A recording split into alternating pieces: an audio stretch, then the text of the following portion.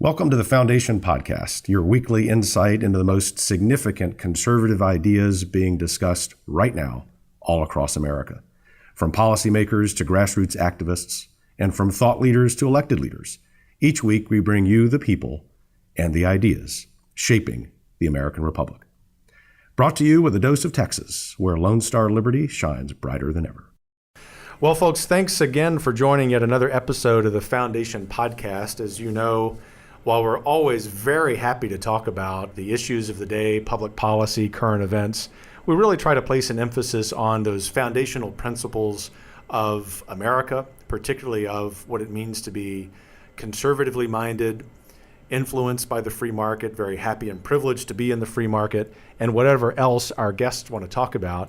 And I can tell you that whether you are in Austin, Texas generally, or outside the state of Texas, you will be riveted by the conversation we're going to have today, because we have with us a very special guest, Ellen Troxclair, one of the members of the City Council of Austin, Texas. As you will hear soon, you will note that Councilmember Troxclair is not a typical member of the City Council, and we say that, of course, very civilly and respectfully of the socialists who are on the City Council of Austin. Ellen will tell us a little bit about them, at least in their political beliefs. More importantly, we're going to talk about Ellen's path into public service, sort of the highlights and maybe the challenging times of being in public life, and what she may plan to do for the future. Her story itself, like the story of each of our guests, is one that we hope is inspirational to our listeners, maybe even informative when it comes to taking action on those principles that are important to us. But we're also hopeful that those of you who are sort of sitting on the sidelines, doing a lot of reading, political junkies like Ellen Troxclair and I are, will one day decide that you are going to step into the public square and hold office, because ultimately that is a requirement in order to sustain this beautiful culture that we have here in the United States of America. Ellen Troxclair, thanks for joining us. Thank you for having me. So here you are, a member of the Austin City Council. Even people outside Texas know that there's something about Austin that might be what we call weird. Yeah. And you say that with a wonderful smile on your face. You conduct yourself, of course, with wonderful class and grace. And yet you have one of the most difficult jobs in America, being a member of the Austin City Council. Tell us about that. It certainly, during your introduction, you talked about, no offense to other members of the council who might be socialists, and there would be a time that would be a joke, that we were kind of exaggerating, and unfortunately, that's not the case here in Austin anymore. It's people are kind of openly a member of socialist parties, and certainly the policies that the city council are passing are proudly supported by local socialist organizations. So it has been an interesting to see over the last 3 years that transition happen, and really very scary, and an even greater responsibility for me as the only conservative on an 11-member council to really represent what I think is just kind of basic common sense and the average middle class family in Austin, who really just wants to be able to afford to continue to live here.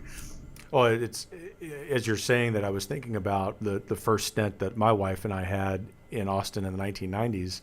And by that point, things had changed. If you talk to old timers, you're a Texas native, came to Austin to study at our shared alma mater, the wonderful University of Texas. You studied international business. But the point is, at that point, now 20 years ago, things had changed. In the interlude, when we were away for 15 years, having moved back a couple of years ago, I was astonished, even having visited several times during that period, at how leftward the city council had lurched, and not just in their rhetoric, but as you said, in policies that get passed. Mm-hmm. Absolutely. What have been some of the most challenging examples of those policies? Oh man, there are so many that it's a little bit difficult to narrow it down. Everything from mandatory paid sick leave on every small private business in the city of Austin, to, I guess, requiring that those businesses aren't able to check a potential employee's background until after they've already made them a conditional offer. And the most recent thing that is coming to our city council is is something that they're calling democracy dollars, which is really just a fancy way for the city to say that we're going to literally give out free money for everyone in Austin to then turn around and contribute to any candidate of their choice. So the proposed policy is that we'll take a couple $1 million from Austin Energy's budget, give everyone in Austin a $100 voucher that they can use to support any political candidate running for the Austin City Council, which is really just astonishing to me that we would be talking about, money that people pay to provide electricity to their house, the what they think is going towards their energy bill and to keeping their lights on is actually going to potentially be given to their next door neighbor who might have very different political views. So it is every week there's something new, and I'm really sometimes at a loss of words, but like I said before, really it just goes to show how important it is that someone like me is there to represent the opinion of what I really think is the majority of people in Austin, who just want the city council to fill potholes, create a good regulatory environment for our businesses, fund parks, run Austin Energy in a responsible manner. And instead, it seems like at every turn, the city council is just getting into all of the things that have nothing to do with basic city services. But it's true, and it shows that there is a much broader agenda at work. And I was being neither humorous nor pejorative when I used the word socialist. Well, maybe a little pejorative, but not with the particular people there, because we respect them as people. But I had not heard about the democracy dollars business. So we're going to collect money from Austin residents, and we're going to allocate it to the Austin Energy budget. And then we're going to take from that budget, which should be spent either on energy or giving that money back to the taxpayers, $2 million to be distributed so that they can be spent on political races. Right. This is why those of us who work in public policy every day, a world you know well, get really scared when we hear people left of center talk about civic engagement, because often that civic engagement is not what you and I understand, which is that we're going to go to city council meetings, or in your case, actually run to be on the city council and knock on doors and garner support to be elected, but instead some sort of program that costs the rest of us money for other people to be engaged. Yes, I mean they are always passing something that's going to cost you money. That's there, there's no. What's the saying that death and taxes? Those are the two certainties in the world. Well, certainly the Austin City Council is every week doing something that's going to cost you more money. Sure. We know you are a very modest person, so you probably wouldn't own up to this, but as I travel outside Texas and advocate for the Texas model, and Austin in some ways is part of that, so we'll come back to the good aspects of being in Austin. People are aware of you, if not by name. They know that there is one voice on the City Council of Austin who is a voice of reason. And sometimes people ask me, do you know that lady? She must be crazy. So with that in mind, Ellen, what was it that motivated you to run for the city council in the first place? I truly ask myself the same question every day. No, I had been working at the state capitol as a staffer to a state representative. And so I was always interested in policy and politics, but always happy to be the person kind of in the back of the room. And the city council went through a change from an at-large system to a district-based system. So we live in Southwest Austin, and we thought, great, this might be an opportunity for us to support somebody who's going to better represent our views and really tackle the affordability crisis that we're seeing, really refocus on, like I said, basic priorities like public safety and transportation infrastructure. So the reason that I got interested was really just as someone who wanted to support someone else who was running. I mean, I had no interest in running. I tried to talk my husband into it. He was busy doing his own thing. So, and it really wasn't until we had kind of met with all we researched all of the candidates. There were 4 candidates already in our race, looking for that person that we were going to support. And nobody was talking about the things that I thought were really critical to Austin's future. And so truly, I woke up one morning and said, well, if I have the ability to run and I don't do it, then I can't complain. And it was so outside of my comfort zone.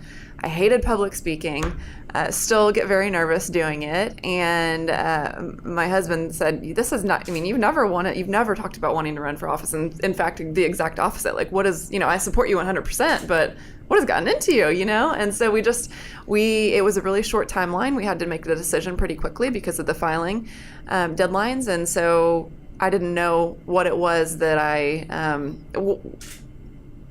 had I known then all of the things that I know now, maybe I wouldn't have done it, but I'm so glad that I did, because I jumped in and ultimately run the general election, won the runoff, and now here I am 3.5 years later, really serving as the only person who is representing a large swath of the city, and a lot of times the only dissenting viewpoint that the media can go to for a quote or representation of the other side. I think any government is better when you have robust discussion and you have multiple viewpoints represented.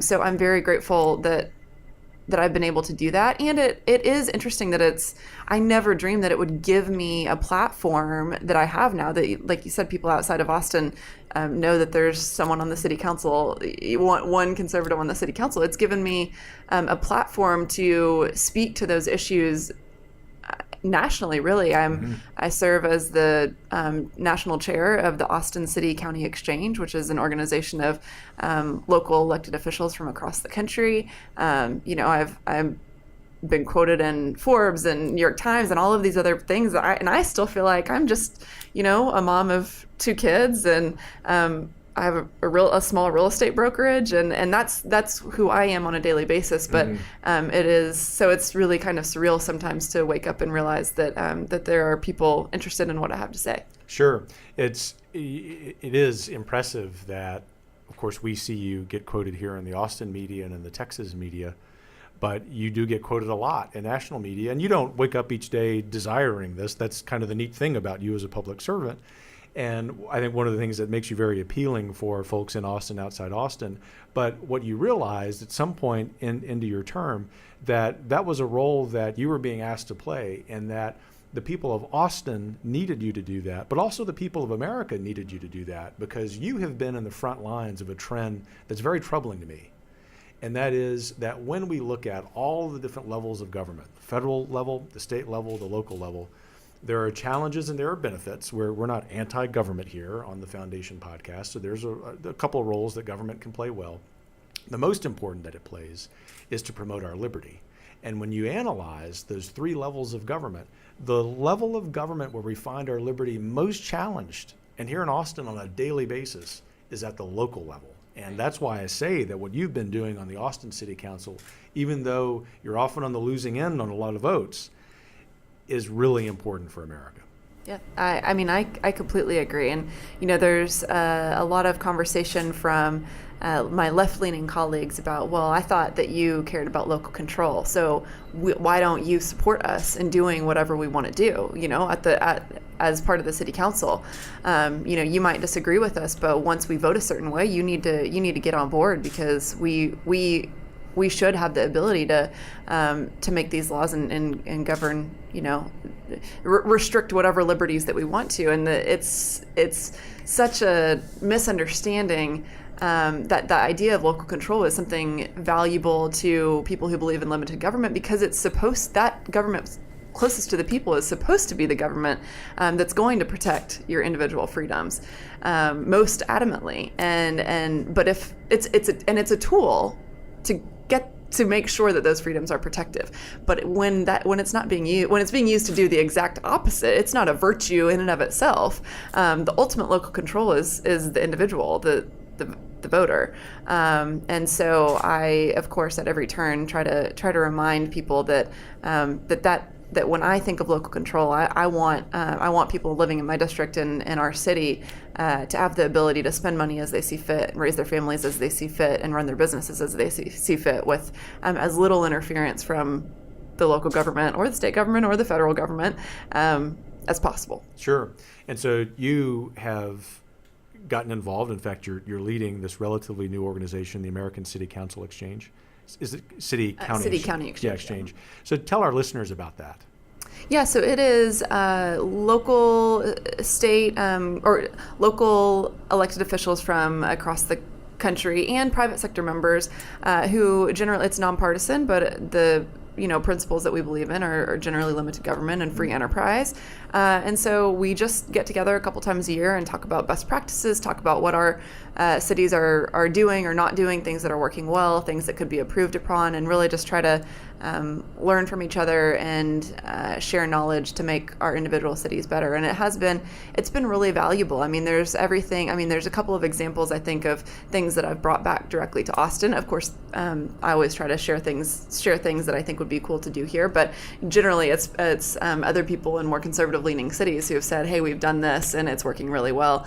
One thing that comes to mind is a homeless program that I'm trying to get off the ground here that allows basically sets up a system for the city to contract with a third party who will drive around and talk to people who are begging on the side of the street. Panhandling and homelessness is a major problem in Austin, and give people the opportunity to regain their dignity through work by offering them, to work for a couple days for cash. Whether it's picking up trash in our local parks or graffiti removal or anything else that maybe our city staff might have on their to-do list that they haven't gotten to yet, and then they get a bag lunch and cash at the end of the day and get connected to city services that might help them get off the street. So that's just one example of a program that I had originally heard that another city was doing and had huge success with, and that I'm trying to bring to Austin. I'm glad to hear that, because on a daily basis, for those of us who work in downtown Austin in particular,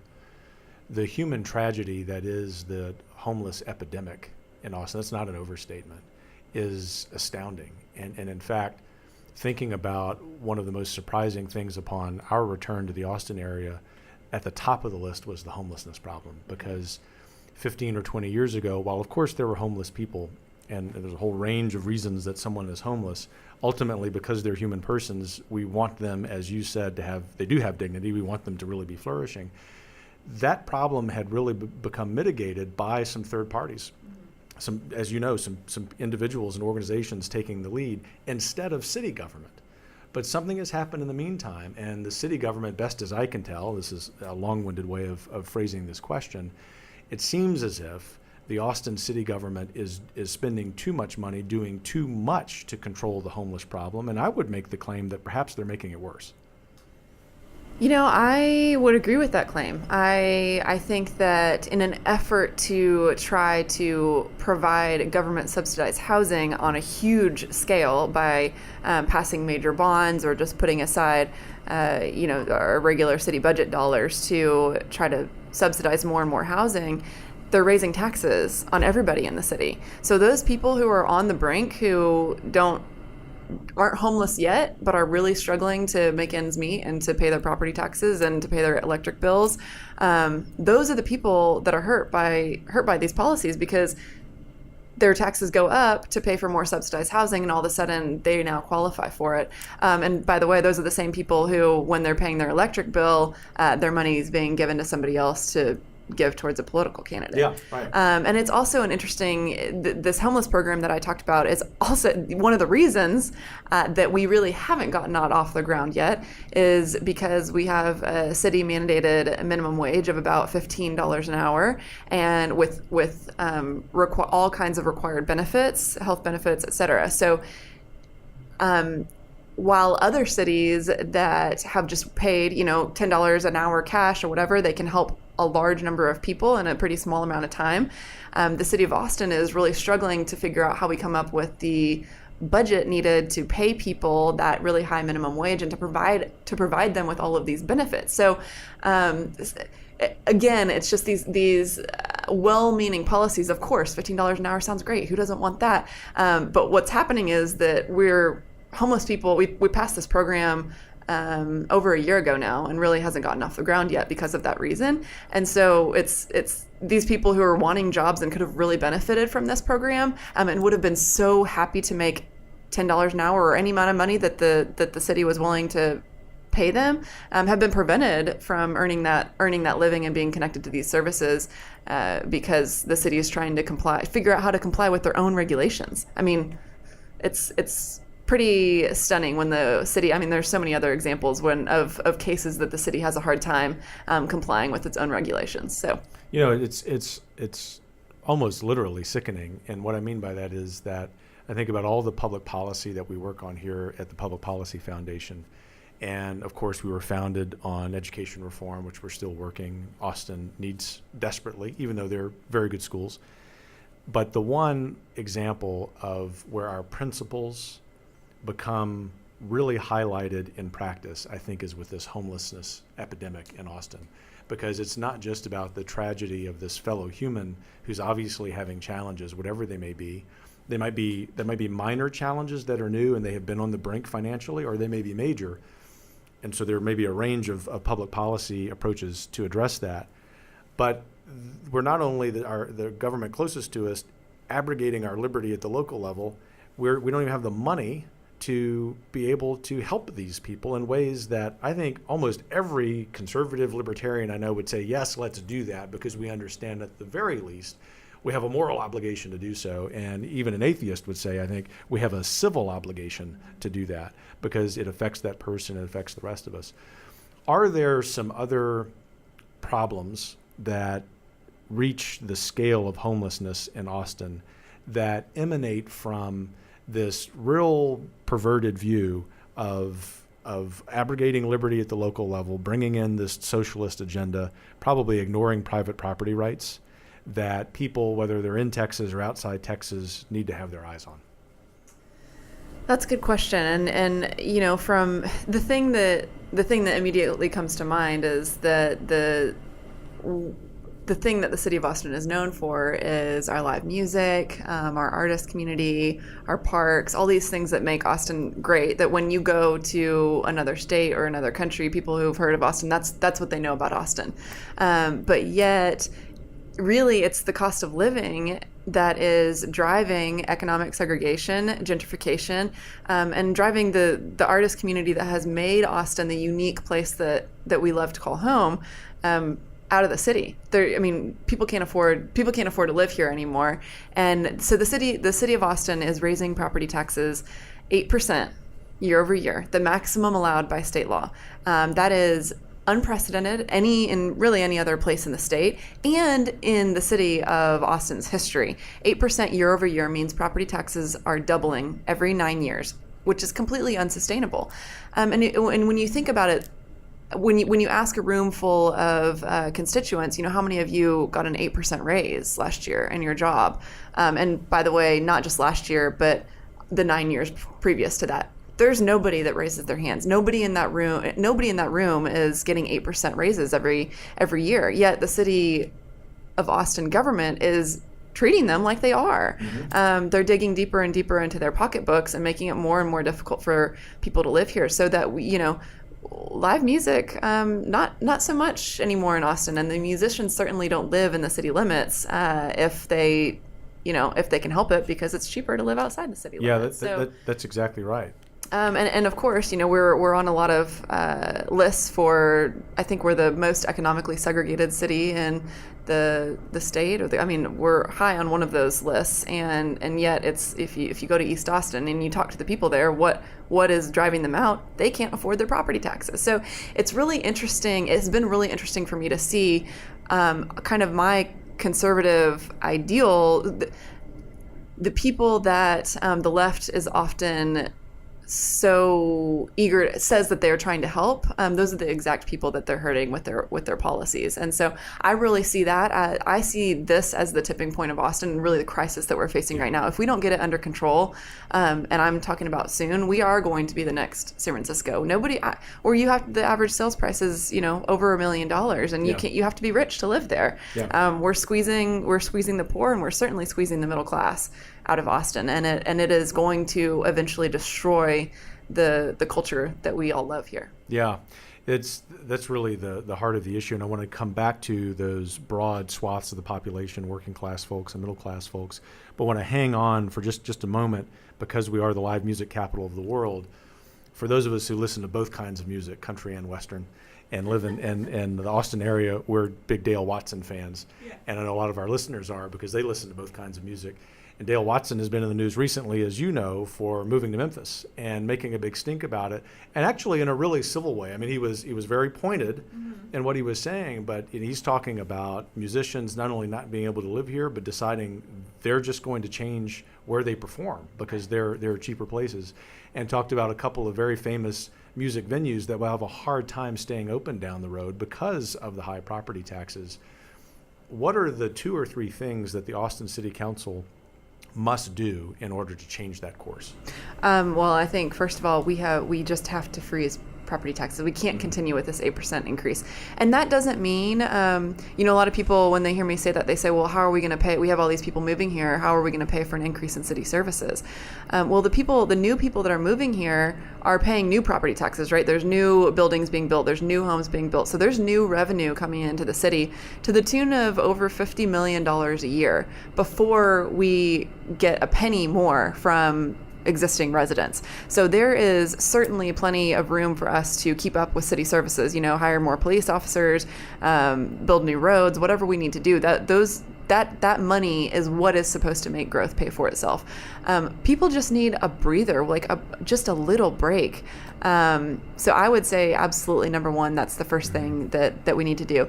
Another thing, another tool that we could use is to increase the homestead exemption. We have the ability to give homeowners up to 20% tax break on their property taxes, and that was one of the things I ran on, and I'm really proud that we have gotten to a 10% break. We've gotten halfway there, and it's been like pulling teeth to get there, but that's exciting. And that, when people say, well, you're only one voice, how can you really make a difference? That I really feel like that's a tangible example that without me really pushing that policy, that would have never happened. And because I was able to do that, everybody in Austin who owns a home is now, gets a little bit of a break on their property taxes. And the third thing is we have got to get Austin Energy under control. Whether you're a renter or a homeowner, you're paying a utility bill, and people are really surprised to find out that, about $150 million every year is transferred out of Austin Energy into the general fund and going to pay for all of these other programs that we've been talking about.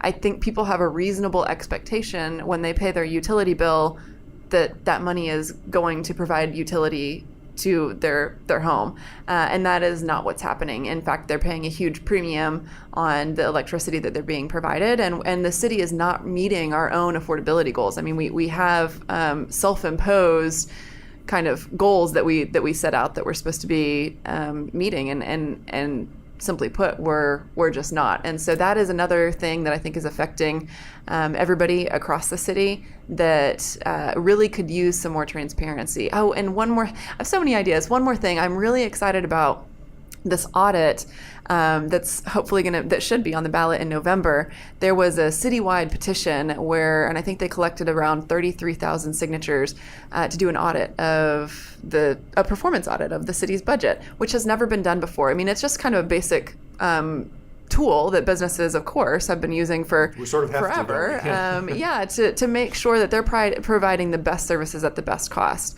I tried to get it on the council agenda before the petition happened. I wasn't able to secure the co-sponsors, unfortunately.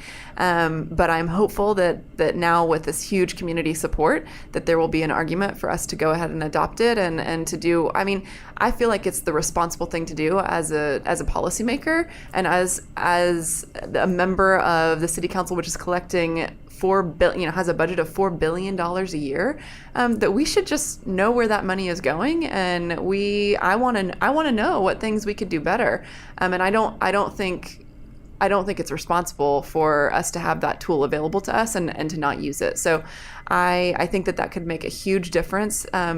Other cities and states who have undertaken a comprehensive audit have saved 4 to 10% of their annual budget, which a $4 billion budget is a significant amount of money. So that, I think, is something that could help us provide better city services and hopefully provide some relief to the people who are paying for those services. Sure. And I would think, just using common sense, that your colleagues on the council who are not right of center would understand the connection between that efficiency audit and lowering property taxes.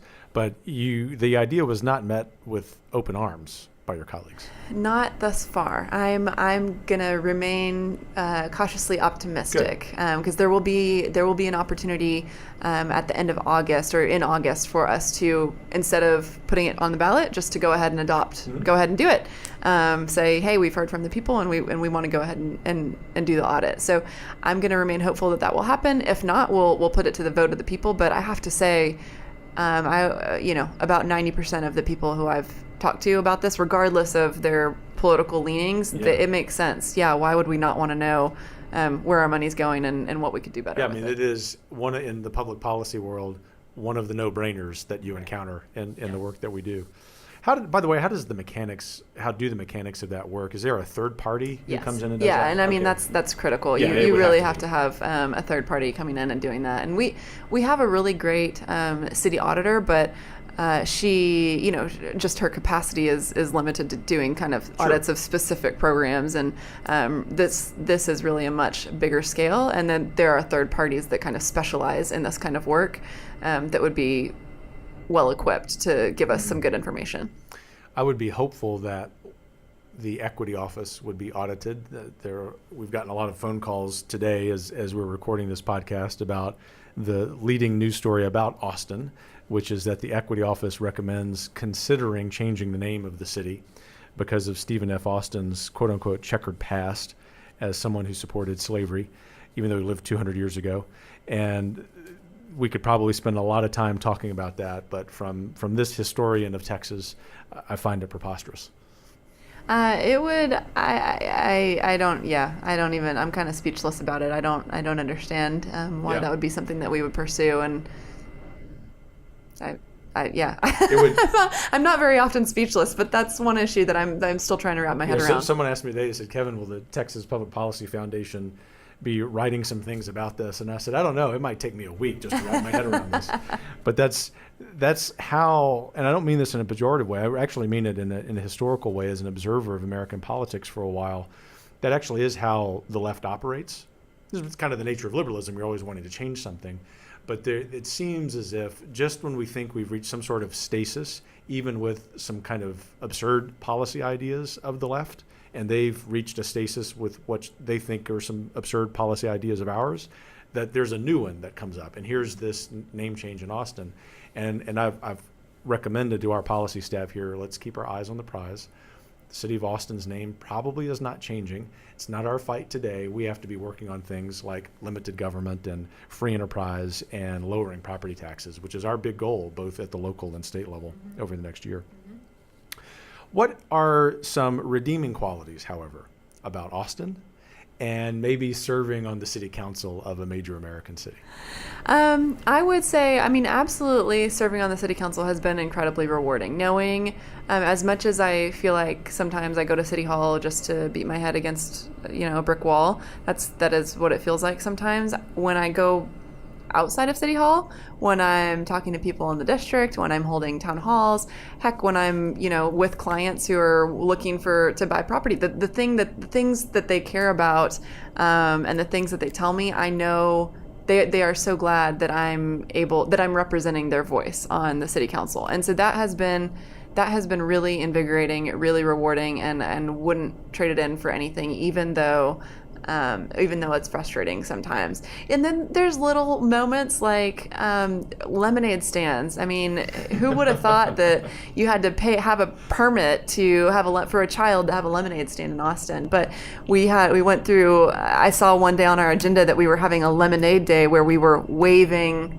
lemonade stand fees, and it was really kind of a fun. This lemonade day. It's supposed to be support entrepreneurialism and supposed to be fun, but I was like, well, why do we have to waive fees in the first place? Why are we stopping these kids from selling lemonade anytime that they want to?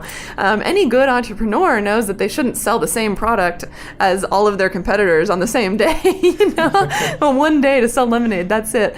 I carried a resolution that we had fun with to get rid of the permitting fees for lemonade stands in Austin. So there's little moments like that are just fun and rewarding, and ultimately I think that there are some tangible things that that we've accomplished that will help to change the future of the city. And there are other ways that even when it's not serving on the city council, even when I walk down the street and go talk to the legislature, there have been other ways that I can impact change. I mean, you mentioned kind of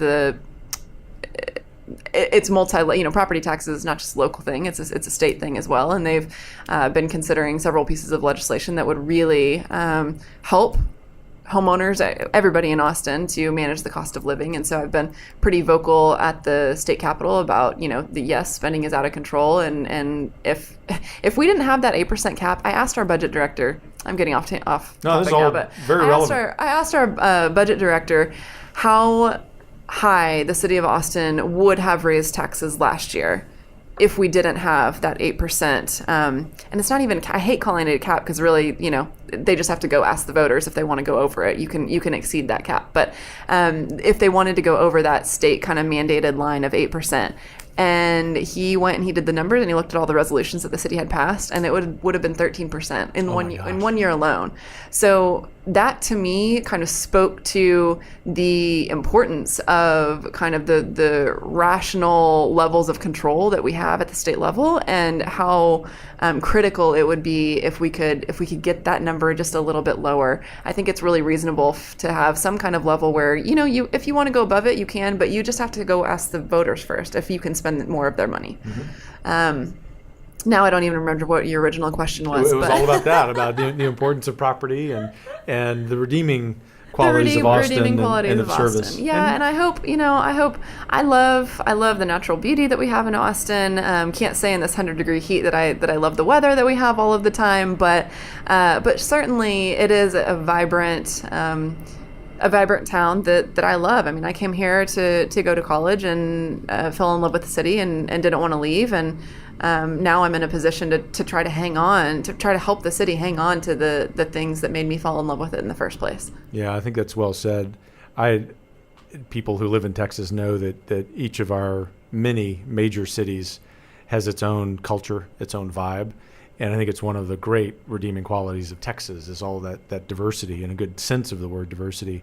And although you were born in Houston and raised in Dallas, and we love folks from those towns, I think Austin, among the big cities, still has the best vibe. It's a place where serious business happens, whether it's the policy making in the state legislature, where the best education in the world happens, the University of Texas, or where people can be really laid back, having fun, enjoying recreation, not wearing neckties in 100-degree heat in downtown Austin. It really is a great place. And so for those of us who have benefited from your service on the Austin City Council, thank you so much for that. Well, you are certainly welcome. And I hope, the most rewarding thing that will come out of any of this is if I can inspire other people to step up and run. Because like I said, it was certainly never in my life's plan. I really feel like I kind of fell into it enthusiastically, but kind of fell into it. And so I hope that other people out there, of course, especially women, especially young women, would kind of hear the call and see what they can do to help their local community. It's, school board and city council, those are the two things that have a huge impact on your daily lives. And those are also the easiest things to get involved in, the easiest things to run for. You don't need a lot of money. You don't need to know influential people. You don't have to have a career in politics. All you have to do is be passionate about policy and to be willing to put your name on the ballot and work hard to get elected. And that's, I feel like that's all I've done. And so I hope that other people out there will do it as well. Sure. I hope our listeners really took that to heart, because you, as you said, had no desire, no thought about doing that, and you were motivated to do so against all of the characteristics that you had, and you've done it really well, with class and with grace, with utmost civility, in an environment, and I cannot overstate the following, that is extremely challenging every single day. And so for those of us who work in public policy and are passionate about fighting for our principles, and yet also passionate about being civil with one another, thank you, Ellen Troxclair, for your service to Austin, to Texas, and to America. Thanks for joining us today. Thank you for having me. Thanks for listening to the Foundation Podcast, brought to you by the Texas Public Policy Foundation. Please don't forget to subscribe.